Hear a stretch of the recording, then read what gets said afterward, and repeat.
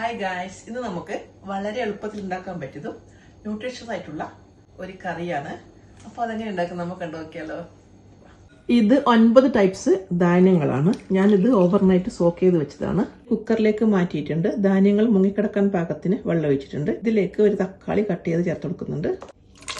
പാകത്തിന് ഉപ്പ് ചേർത്ത് കൊടുത്ത് ഒരു 4 വിസിൽ വരുന്നവരെ നമുക്കിത് കുക്ക് ചെയ്തെടുക്കാം. പാന് ചൂടാകുമ്പോൾ അതിലോട്ട് കുറച്ച് ഓയിൽ വെച്ച് കൊടുക്കുന്നുണ്ട്.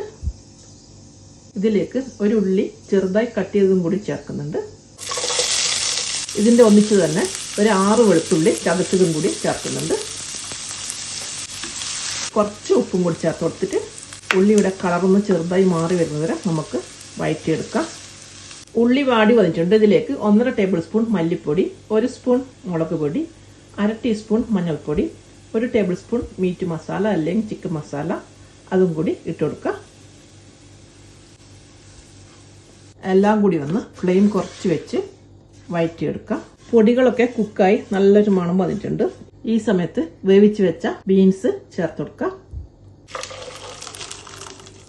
എല്ലാം കൂടി നന്നായി മിക്സ് ചെയ്ത് ഉപ്പ് വേണമെങ്കിൽ ചേർത്ത് കൊടുക്കാം. ഞാനിവിടെ എടുത്തിരിക്കുന്നത് 1 കപ്പ് ധാന്യങ്ങളാണ്. ഇതെല്ലാം കൂടി ഒരു പാക്കറ്റിൽ മേടിക്കാൻ കിട്ടും. നവരത്ന ബീൻസ് എന്നാണ് പറയുക. ഇതിലേക്ക് കുറച്ച് മല്ലിയില കട്ട് ചെയ്തും കൂടി ചേർക്കുന്നുണ്ട്. നാട്ടിൽ നിന്ന് വന്നിട്ട് ഒരാഴ്ചയായെങ്കിലും ആ മടിയങ്ങ് മാറിയിട്ടില്ല. അപ്പോൾ എളുപ്പം ഉണ്ടാക്കാൻ പറ്റുന്ന ഒരു കറിയാണിത്. അത് മാത്രമല്ല നല്ല ഹെൽത്തി ആയിട്ടുള്ള ഒരു കറിയാണിത്. ചപ്പാത്തിയുടെ കൂടെയും ചോറിന്റെ കൂടെയും ഒക്കെ കഴിക്കാൻ പറ്റിയതാണ്. എല്ലാവരും ട്രൈ ചെയ്ത് നോക്കണം.